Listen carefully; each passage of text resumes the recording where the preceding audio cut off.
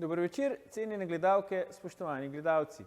Moje ime je Aljuš Pertinač, Anže Logar še ni ustanovil nove stranke, vi pa spremljate najbolj politično korektno oddajo slovenskih televizij. Končno stojim na tem mestu s popolno vlado. Tako je včeraj v Državnem zboru dahnil najboljši premier najbolj popolne vlade. In če še slučajno ne veste, zakaj dosedanje vlade niso bile popolne, vključno s to, ki smo jo imeli do včeraj, je to zato, ker niso štele 20 članov. Da gre ob teh nebulozah tudi njim samim na smeh, kot vidimo na fotografiji, ne čudi. Bolj pa bega to, da prvi minister izjavlja, da gre za vsebinsko in ne personalno spremembo. Isto sranje, drugo pakovanje torej. Ob tem pa seveda zamolči, da popolna vlada ostaja brez notranjega ministra. Veselite se torej, dragi moji Slovenci, kmalu oziroma nekoč bomo dobili še bolj popolno vlado. Sedaj pa se lotimo 77. oddaje legendarne 6. sezone Faktorja na TV3. Resnica boli, komentarji še bolj. Danes bomo za vas komentirali, so ženske še ženske in kaj smo potem moški. William Bruce Jenner je leta 1976 osvojil zlato medaljo na olimpijskih igrah v Montrealu. Leta 2015 pa je Caitlyn Jenner postala ženska leta. So ženske še ženske in kaj smo potem moški, nam bosta povedala naša stalna komentatorja. Norma Marija Brščič in Darko Mršič. Norma, Darko, dobrodošla v Faktorju. Živja. Dober večer. Norma, Darko, preden začnemo, moram na kratko vprašati, imata vidva občutek, da imamo zdaj popolno vlado, ne? Se pravi, če zanemarimo to, da imamo popolno vlado brez notranjega ministra?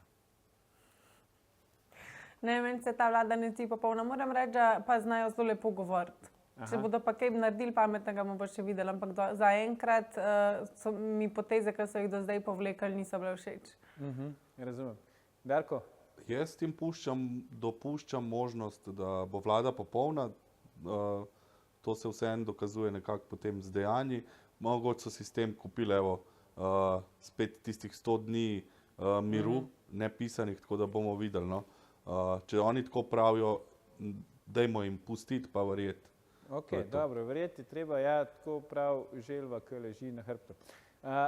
Šalo na stran. Zdaj, Norma, eno provokativno vprašanje, ne, za začetek. Zdaj, neke raziskave pravijo, da slovenski moški naredimo največ hišnih opravil v urah na teden, ne. Vemo, da tudi ta razlike v vplačilu, ne, ta pay gap je v Sloveniji relativno nizek, tudi tu smo kar dobro uvrščeni, ne. Zdaj me zanima, ne, a je težko biti danes ženska v Sloveniji, glede na te stvari in ostalo? To je pa res provokativno vprašanje. Mislim, da je odvisno od tega, kakšen pogled na svet imaš. Jaz sem glih včeraj imela eno srečanje z eno stranko in so se pač dotaknile tudi težav v zakonu. Obedve so poročeni in ona se pač sooča z nekimi zadevami, starajoči moževi starši, in potem to pač usklajevanje vseh obveznosti. In stvar, ki je njo najbolj motila, je to, da je od začetka recimo ona ne z veseljem, ampak je avtomatično se počutila dolžno prevzeti del skrbi za njegove ostarele starše, jih vozila po zdravnikih, skrbela za tablete, vse stvari urejala in pač tega nihče ni cenil, ne. Jaz mislim, da je to recimo en največjih problemov, ker pač ok, ženske imamo veliko dela, tudi recimo z majhnimi otroki, vzgojo, skrbijo za gospodinjstvo. V Sloveniji je, mislim, da tudi ogromen procent žensk, ki hodi v službo, ne, v primerjavi z drugimi državami in je potem logično, da če oba dva hodita v službo, da morajo tudi moški malo več doma narediti, ker pa ženska enostavno vsega ne zmore, ker ima tudi ona njen dan samo 24 ur, tudi ona ima omejene količine energije in volje in rabi tudi ona čas za počitek in da pride malo k sebi. Je pa odvisno predvsem od tega, kakšen pogled imaš, kako misliš, da bi kakor življenje moralo biti, pa potem koliko je fleksibilnosti v tej spremembi, če pač življenje ni tako, kot je, ne. So ogromno preizkušenj nam življenje vrže na pot tekom pač našega življenja In se je treba na stvari prilagajati, opustiti določene ideale, opustiti neke ideje, predstave o sebi, o otrocih, o ljudeh, o odnosih, ker pač ne paše vse vedno v škatlico, tako kot smo si mi zamislili. In mislim, da je količina trpljenja oziroma ta občutek, da trpimo, premo sorazmeren s tem, kako nefleksibilni smo. Se pravi, bolj kot imam jaz neko idejo, kakšno bi življenje moralo biti in manj, ko sem se pripravljena dejansko prilagoditi na to, kaj trenutno je, bolj bom trpela. Mislim, da je to pač, se pravi, trpljenje itak vedno individualno oziroma subjektivno. Jaz vedno rada rečem, če bi nekomu povedali, od zdaj naprej boš imel pa 5000 evrov plače, bi veliko ljudi mislili, da je to zelo dobra novica, ne? Za nekoga, ki je pa imel prej 20 000 evrov plače, bi bila pa to huda katastrofa. Ne? In tako je z vsako stvarjo v življenju. Pač za nekdo v tej stvari vidi dobro, drug pa pač katastrofo, strah, trpljenje, grozo, karkoli. In mislim, da je velikokrat treba to, tudi kar recimo jaz počnem, poiskati novo perspektivo, najti smisel znotraj teh groznih, težkih razmer, ki so zdajle mogoče. Tudi v zadnjih 2 letih je bilo ogromno enega trpljenja in tisti, ki enostavno niso znali ven iz tega, pač se je količina teh antidepresivov pa tega noro še narasla, tudi že med mladostniki. In je pač, jaz mislim, da je rešitev seveda probati narediti, kar se da, kar pa se ne da spremeniti, pa pač sprejeti oziroma spremeniti pogled, videti, poiskati neke dobre stvari v vsaki stvari. Evo, zdaj smo dobili en tak izčrpen odgovor. Ne? Darko, kaj pa ti praviš? Ne? Ti še nisi poročen, kaj pa ti praviš, recimo, slovenske ženske ta hip? So to še ženske po tvoje?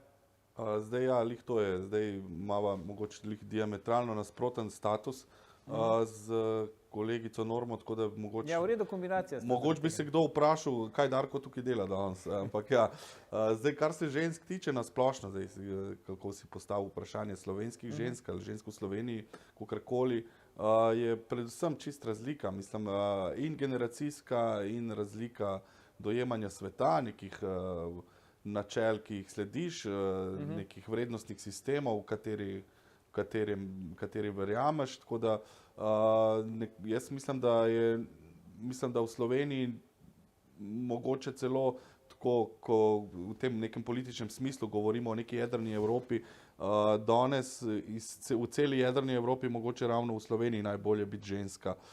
Prvo si že omenil teh par podatkov oziroma nekih osnovnih podatkov, s katerimi barantamo od tega pay gapa do tega, kako si partnerji delijo naloge v gospodinjstvu. Druga stvar je pa tudi to, da smo mi vseeno ta del neke razvite Evrope, ni pa pri nas še vedno tega nekega vpliva nekih zunanjih kultur, če se lahko tako izrazim, ki so pa ženske v določenih delih Evrope, kjer se radi pohvalijo s svojimi nekimi liberalnimi načeli in tako naprej, pustili, da imajo ženske danes problem hoditi po mestih, po Berlinu, po Parizu, predvsem ženske, mlade ženske, celo ženske, ki bi jih lahko klasificirali kot otroke, mladoletne. In z tega stališča mislim, da smo zelo varna država, čeprav rade te organizacije, feministične in tako naprej, vsak nek družinski konflikt, kjer se konča z nekim umorom, zdaj že nekako, ali pa s kakršnokoli hujšo poškodbo, kakorkoli, nekako že omenja v kontekstu nekega femicida. Jaz mislim, da je to ta nekako končnica, cid, malo že začela se zlorabljati v vseh pogledih.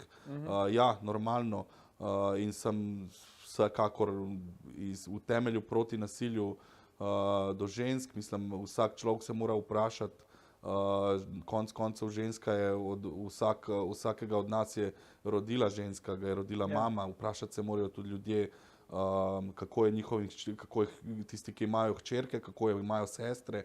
Mi imamo bližnje ali daljne ljudi okoli sebe, oziroma osebe, ki so ženske, in tukaj predvsem vidim recimo neke konflikte znotraj te nove ideologije oziroma teh progresivnih idej, predvsem z tega stališča, da se žensko derogira ravno s temi novimi idejami o transgender subjektih, če se lahko tako izrazim, ker predvsem dostakrat to omenjam in na Twitterju in recimo na Instagramu, ta konflikt zaščititi žensko, kar je bil neki osnovni pojem feminizma, danes pa recimo se vsak moški lahko v primeru nekega potencialnega dobitka v družbi izjasni kot ženska, konec koncev lahko hodi polnoleten moški oziroma moški starejši v nekih teh njihovih ideoloških okvirih,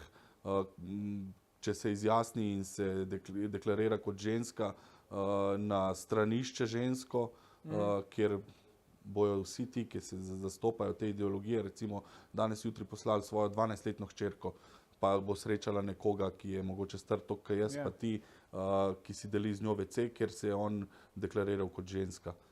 Tako da načeloma mislim, da je v Sloveniji za status ženske na visokem nivoju in mislim, da je tudi naša kultura zelo taka privržena temu spoštovanju matere in tako naprej. Mislim, da to izhaja že od slovanstva pa ilirstva. Nekako je bila mama zelo neko središče nekih družinskih odnosov pa skupnosti. Evo, oba sta dala izčrpne odgovore. Norma, preden si vzamemo krajši premor, čisto na kratko me zanima, če dovoliš. A vas je zadev Darko, ne? Ali vas ni? Povej. Mislim, jaz sem v zadnjem času sicer precej manj spremljam medije, ker so polni bili strahu in zastraševanja. Mi pa ni ušlo, da se je od leta 2015 kar povečalo število recimo posilstev iz strani temnopoltih prebežnikov. Tako da mislim, da to zadevno stvari niso tako rožnate mogoče. Mislim, so... Ja, sigurno ni, mislim, jaz pravim, ni v takem obsegu, kot sem rekel, recimo tega Evrope, jedrne ali kakorkoli. To je gotovo res, ker Slovenija je preveč revna država, da bi lahko toliko izdatno financirala nelegalne migrante, ki pač prihajajo k nam vsiljevati svojo kulturo. Je pa pač dejstvo, da so se posilstva vedno dogajala in da pač s prihodom teh ljudi je tega samo še več, tudi več je kraj. Od 2015 je bo to že 8 leto poslušamo, pač kaj vse počnejo. Jaz mislim, da je tudi med študentkami veliko več tega, kot si upamo priznati. Sploh vse raziskave, ki želijo recimo nekako opredeliti količino spolnega nasilja, so pri tem neuspešne zaradi tega, ker večina žrtev nikoli o tem ne bo spregovorila. Če lahko skočim, tukaj imamo dober primer Fotopuba. Šovinisti, česa niste razumela, ko sem rekel na kratko. Boste dobila besedo po oglasih, tako da ne nam uiti gledalke, gledalci, se vrnemo po oglasih, ko nadaljujemo s komentiranjem, so ženske, sploh še ženske in kaj smo potem moški. Ostanite.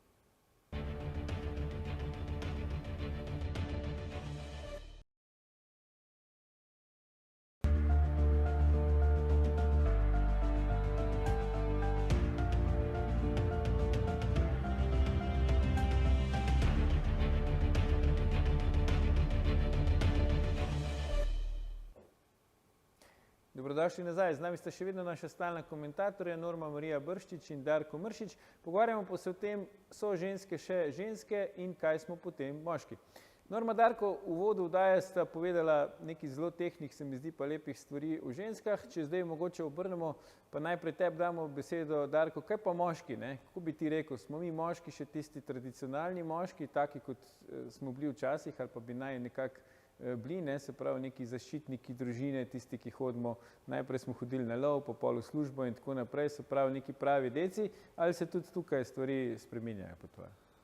Ja, jaz mislim, da se pa tukaj zelo spreminjajo bolj v negativnem smislu. Mislim, če rečemo to nekako zgublja ta nek princip oziroma tisto okvir, kaj je nekoč moški pomenil. Vse vidimo, da na vseh poljih, zdaj iti na fuzbal ni več, na rekreacijo pa spiti 3 piva po rekreaciji, to ni moško. Moraš iti v fitness, pa imeti čvrsto ritko, pa preteči neke kilometre z aplikacijo, potem zdaj vidimo že ta masoven napad na meso. A veste, mislim, to je bil nek princip moškega, zdaj je bil to v redu ali ni bil v redu, to ne si vsak sam pri sebi nekako analizira, kaj je boljš za moškega. Po mojem mnenju, lih ta neka lestvica se podira lih zaradi tega, ker moški niso moški. Ne, ker bi nek status ženske zbil moškemu nek, recimo ta njegov hormon pa družbeni status, ampak enostavno, ne vem, od metroseksualizma, kar mislim načeloma ni nič narobe s tem, ampak z, ne vem, nadpovprečno urejenim moškim, ampak zdaj urejanje, ne vem, obrvi, tega, to je postalo čisto popularno, ampak to je nek zunanji del. Notranji del je pa to, da moški enostavno v tem, ne vem, statusu znotraj družine zgublja že s tem, da ni več v tisti poziciji moči finančni, kar je mogoče prav.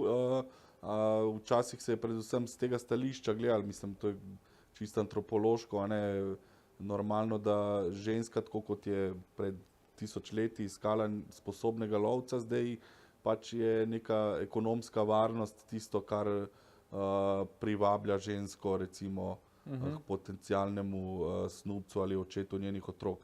Tako da jaz mislim, da je problem predvsem v tej neki pop kulturi, ki moškega postavlja na nek pač rob nekega nepotrebnega orodja, oziroma ga lahko zamenjaš z orodjem, tudi v tem primeru potem recimo, kar se tiče potomstva, pač so vse možnosti, da brez moškega danes biološko dobiš otroka svojega, ženska ga lahko dobi.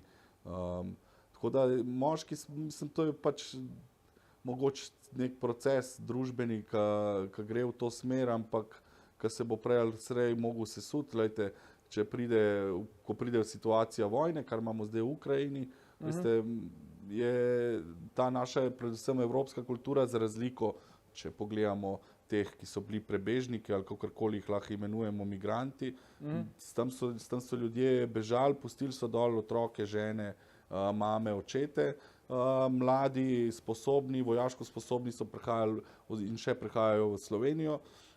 Po drugi strani pa vidimo, kako je recimo v Ukrajini, kjer pa pač moški zavzemajo neke pozicije obrambe države, celo tu ženske se priključujejo, ne vem, to predvsem tudi v Izraelu, recimo lahko vidimo ta primer. In tu mislim, da ko bo prišlo do nekih velikih in ko pride do nekih velikih družbenih pretresov, se spet to ravnovesje vzpostavi in spet vidimo, kaj je neka vloga moškega v družbi in kaj je neka osnovna vloga ženske v družbi. Kar pa v neki pač blaginji ali pa nekem takem nekem okolju, kjer je pač mirno stanje, pač se ta ravnovesja podirajo sama od sebe. Ampak saj pravim, ko pa pride do situacije, ne vem, verjetno ne rabi biti niti vojna, ampak če imamo poplave, če imamo žledolome, če imamo požare, vemo, kaj je 90% operativnih ljudi na terenu, so moški. In s tem ni nič narobe in to je tisto, kar esencialno potem pokaže, kaj je moški, kaj je ženska v družbi. Seveda ima tudi ženska v vseh teh primerih, ki sem jih naštel, svojo vlogo, ampak pravim, se pa takrat razdeli ta vloga in se jasno pokaže meja. Ja, evo Norma, smo deci še deci?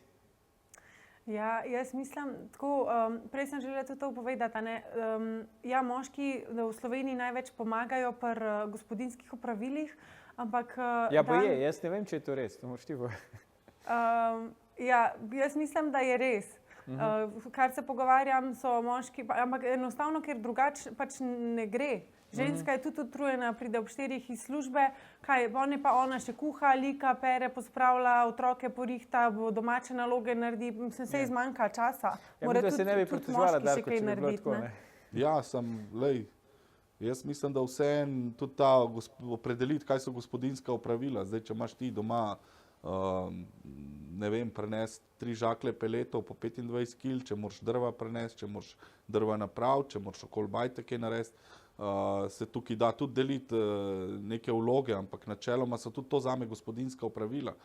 Veš, tako da zdaj, kaj se v tej raziskavi šteje kot gospodinjsko opravilo, konec koncev pa tudi, ko smo pri kuhanju, mislim, da vseeno najboljši kuharji na svetu so ponavadi moški, tako da postale je popularen, ne slikati, kaj si skuhal, tako da ta Instagram je tudi naredil neki tukaj v to družbeno spremembo, da se tudi moški radi pohvalijo, da so dober kruh z drožmi spekli. En od znakov propadanja civilizacij, da se povečuje kuhanje in kuharje, ker to pa nas res ne bo nikamor propeljalo.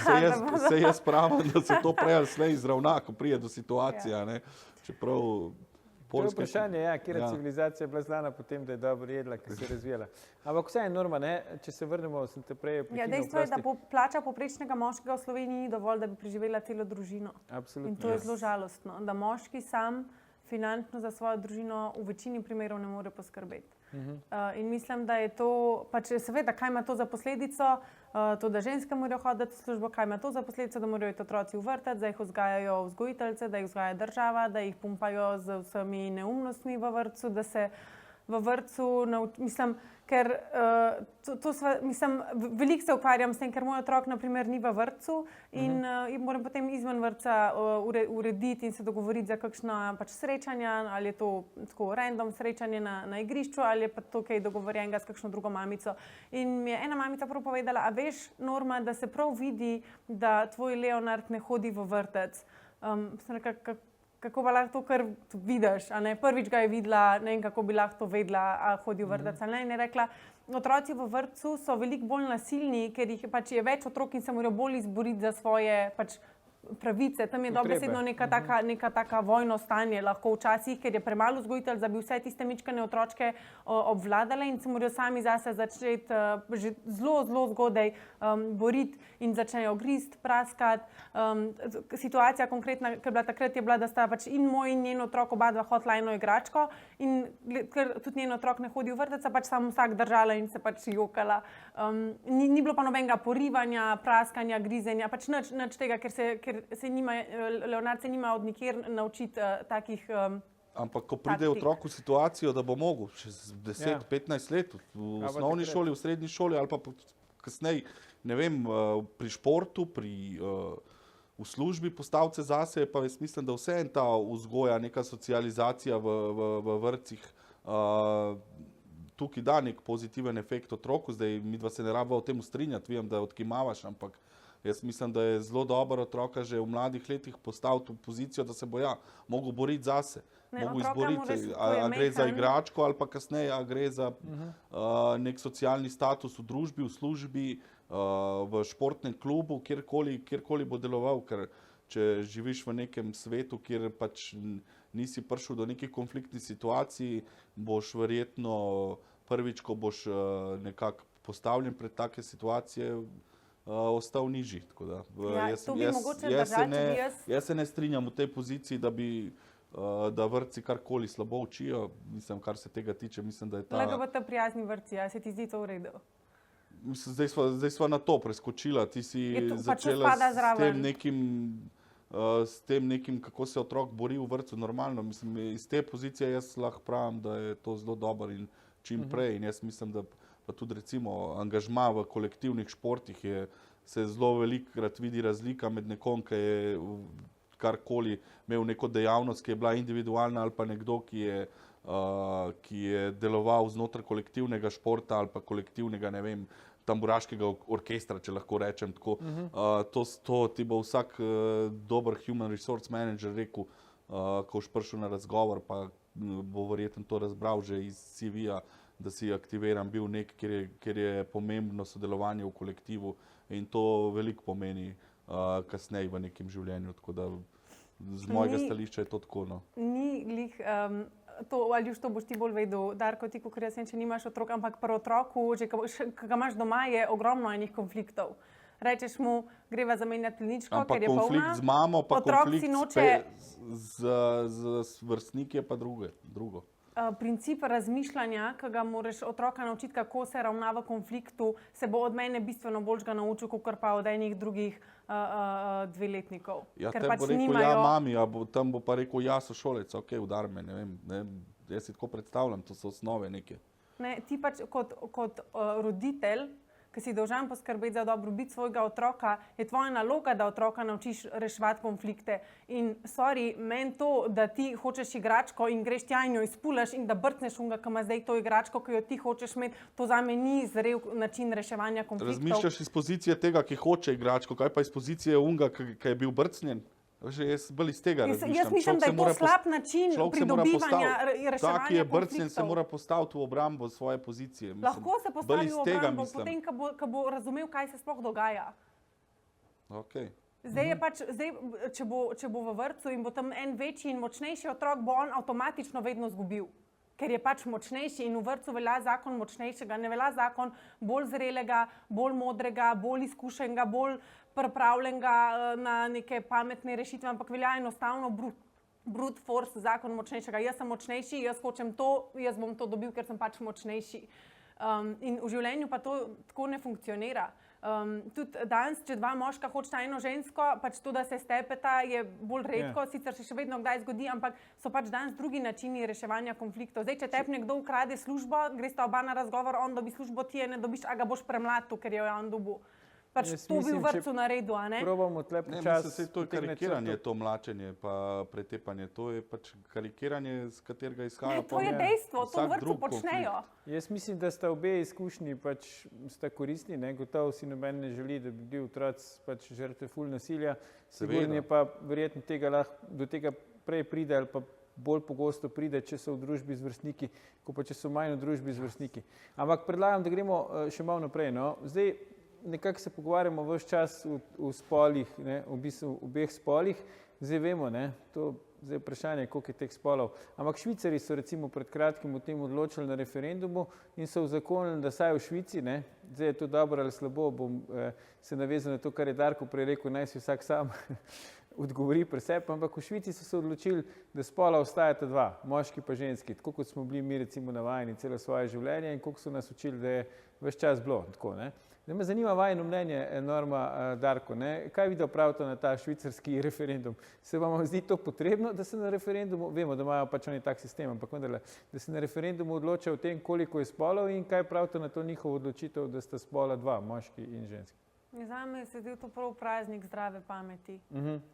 Jaz sem vesela, da so se tako odločili. Tudi v Sloveniji na referendumih načeloma, recimo vsaj te, ki so bili družinski referendumi, izglasujemo stvari, ki grejo v skladu z zdravo kmečko pametjo, medtem ko potem, kaj se pa z njimi zgodi v državnem zboru, pač potem, ko tisto eno leto zavezujoč rok po referendumu mine, pa ponavadi potem vse pomendrajo voljo ljudstva. Ampak ja, jaz podpiram, jaz mislim, da bi to morale vse države narediti. Jaz bi verjetno glasoval kot večina v Švici, neverjetno sigurno. Je pa kle ena malhna lingvistična razlika med slovenskim jezikom pa angleškim. Oni imajo seks, spol, pa gender, to, kar se kot družbeni koncept. Tako da mi pa tega nimamo. Mi nimamo te nadomestka besede mi imamo spol je recimo ta naslov, kjer piše spola sta samo dva in biološko sta samo dva in jaz tudi strinjam samo dva. Zdaj strinjam se načeloma, da sta samo dva, mimo teh gender bullshitov, kot jaz rad rečem, ker meni enostavno to ne gre v glavo. Meni to, pa ne samo to, celo razumem, da je nekdo transvestit in da se odloči in da se počuti kot moški v koži ženske ali ženska v koži moškega, ampak ne razumem pa norosti, ki se iz tega izrojevajo. To so pa gender fluid, ne vem, women, he-man, whatever. To je milijon, to je 74 različnih stvari, kjer je lahko dopoldan moški, popoldan ženska in why do you assume my gender? Ne vem, mislim, ker to razkraja družbeni, pravni sistem, razumete? Glejte, vi imate še evropske države, kjer, bom čist plastično rekel, kjer so različni pogoji za upokojevanje moških pa žensk. In zdaj se bom jaz pri 60 v tem, ko moram še 5 let delati kot moški, odločil, da sem ženska. Ja. In bom šel po ženskih pogojih v penzijo. To ni slaba ideja. A veš, in tukaj to se sesuvajo vsi koncepti, pravni, družbeni, ustavni in te norosti se morajo mislim, zjutraj sem ženska, popoldan sem moški, pa sem, ne vem, kaj so še neke neidentificirani, pa ne vem, in tukaj prihaja, se pravim, jaz celo razumem, da se nekdo počuti moški, ampak da pa to, tam gre pa po moje že na mejo nekih potrebnih, da ne bom rekel strokovnih pomoči, no, kjer se pa začne to izrojevati. Ampak to je bilo moje naslednje vprašanje, ne, Norma, zdaj recimo, ne vem, pač pogovarjamo se dosti o ženskah, težko bi rekli, da so ženske, ko bi rekel, dominantnejši ali pa močnejši spol, saj do zdaj niso bile, mogoče bo kdaj drugače, pa se bomo takrat že drugače pogovarjali, ampak zdaj ta hip sem prepričan, še niso, ne. Recimo, začel sem v uvodu, ne, z Bruceom Jennerem, ki je potem postal Caitlyn Jenner, ne, in praktično 1 leto potem, ko je Bruce postal Caitlyn, jo je revija Glamour razglasila za žensko leta, ne. Me zdaj zanima, kako se recimo nekdo, ki je ženska celo življenje, ob tem počuti, ne, ko pač neka oseba, ki zdaj grdo rečeno niti menstruacije še ni imela nikoli, ne, in je razglašena recimo za žensko leta. Ja, jaz, ko spremljam te novice, se mi zdi, da je vse postalo usmerjeno v to, da se nam pravzaprav pač zagravža vse skupaj. Jaz ne poznam, mislim, pa sem se s temi stvarmi že kar nekaj časa ukvarjala, tudi teorija spola, to smo recimo sploh 2015 pred tistim družinskim zakonikom, jaz sem takrat študirala, pogovarjala sem se veliko z tole znanko, ki je študirala v Rimu prav teorijo spola in je rekla, to gre za pač razgradnjo na najbolj osebnem nivoju, ker jaz sem ženska, preden sem mama, preden sem Slovenka, preden sem Belka, preden sem Evropejka, predvsem tem sem jaz ženska in napad na ženskost kot tako je pač cilj, da človeka da ga razosebiš. In tudi, recimo, tudi tele spremembe spola, ki se zdaj v tujini zelo veliko prahu dvigujejo. Kdo je največja žrtev teh sprememb spola? To so mlada dekleta, ki jim uničujejo njihove reproduktivne organe. Režejo jim stran prsi in jih dobesedno pohabljajo jih. Z namenom, da pač ne bodo potem mogli imeti otroka. Da ne omenjamo, koliko ogromno je tudi duševnih stisk pri teh ljudeh in sprememba spola, rezanje telesa, rezanje zdravih delov telesa teh duševnih problemov ne reši. Približno četrtina ljudi hoče potem tudi iti nazaj v svoj spol. Ogromno je pa tudi samomorov med trans ljudmi.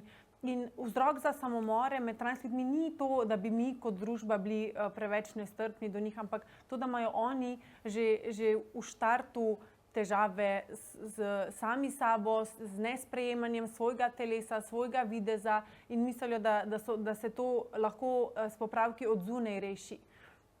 Pa vemo, da se tega ne da se prilagoditi realnosti zunaj telesa temu, da bi ustrezala, kako se človek noter počuti, če se človek znotraj sebe počuti ne dovolj, neustrezen, da je z njim nekaj narobe, v temelju z njim nekaj narobe. In ne glede na to, kaj delamo, mi tega njegovega notranjega problema z lastno nezadovoljnostjo ne moremo rešiti.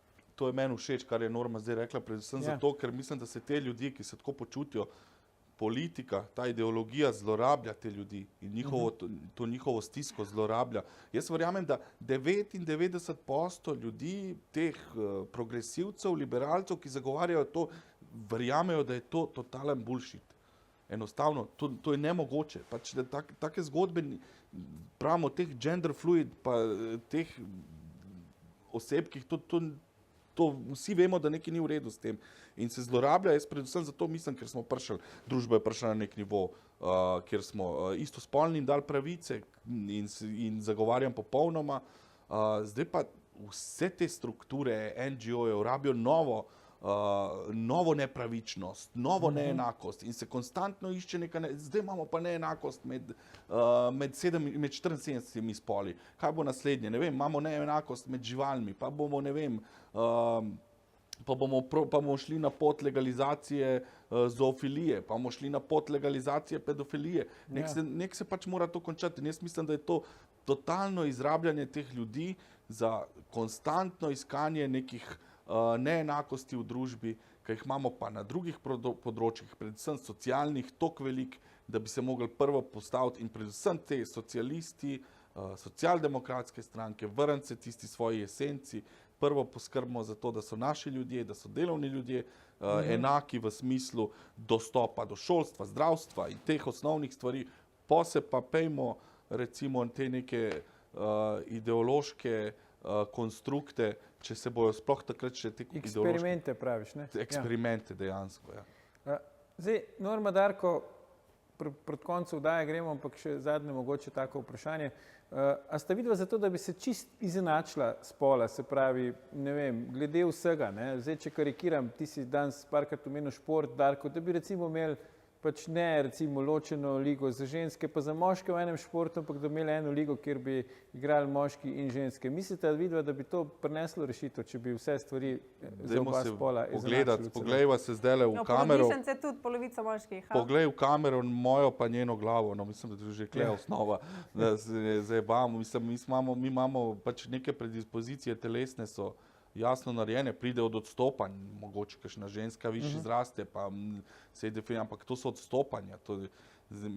In to se že dogaja. Dogaja se lik zaradi teh transgender idej, se dogajajo te zlorabe, predvsem v športu, kjer človek, ki je, ne vem, 42. plavalc v srednji na high schoolu v Ameriki, se pred vpisom na college odloči, da je ženska, pride na tekmovanje, prehiti vse ženske v tekmovanju, v plavanju za pol olimpijskega bazena, dobi vse prednosti, to se pravi, dobi štipendije, vpis na najboljše koledže kot dobra športnica.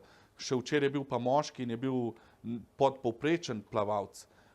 In take stvari, in zato mene boli, da feministke zagovarjajo to. Kako lahko zagovarjaš, da nekdo ženski vzema to pozicijo? Teoretično lahko po končani fakulteti ta oseba rata nazaj moški. Rata nazaj, ampak on je cel krog bi sklenil, kako se da. Tako, ampak je pa vse koristi je pa konzumeral in jih ukradel neki ženski, ki je bila druga in verjetno se ni upisala na college, nima denarja ali kakorkoli, pa je ostala, ne vem, pač prodajalka v McDonald'su. Še Normi gre zadnja beseda, tako kot se to spodobi, ne? Izvoli. Jaz mislim, da bi ženske mogle več praznovati svojo ženstvenost in kljub vsem norostim, ki so v naši družbi, bile vesele in zadovoljne, da smo ženske in to veselje širile tudi na druge. Ok. To si zdaj pa kratko naredila zadnjo besedo. Ja, sem pa kratka. Lahko še kaj povem. Lahko še kaj dodaš. Moški, vaša naloga je pa, da imate radi, tisti, ki ste poročeni ali pa v zvezah, da imate radi svoje ženske, da jim poveste, da so lepe, da so dragocene, da cenite, kar delajo in da jih pač spoštujete. Ker samo na tak način bo naša družba sposobna preseči, samo v ljubečih odnosih bodo otroci lahko dojeli, kaj je smisel življenja. In smisel življenja ni to, da se zmišljuješ, kakšnega spola boš in kako boš čim bolj prišel skozi življenje, ampak da sam vse poiščeš srečo in zadovoljstvo in da z načinom življenja, kot ga živiš, ustvarjaš prijetnejše okolje za vse okrog sebe in predvsem tudi za potem otroke, ko jih enkrat imaš. Evo, Darko, ne vem, če bi mi da lahko boljše povedala, ne? Odlično. Tako da predlagam, da tukaj sklenemo. Norma Marija Brščič, Darko Mršič, najlepše hvala za vajne današnje komentarje. Gledalke, gledalci, to je bil o tem, ali so ženske sploh še ženske, že 833. Faktor na TV3. Jutri bomo za vas komentirali, zakaj je šla predsednica Državnega zbora, magistra Urška Klakočar Zupančič, s policijo nad Romana Vodeba, našega stalnega komentatorja. Ne zamudite, predvsem pa ne pozabite, ni vseeno, kdo kaj reče.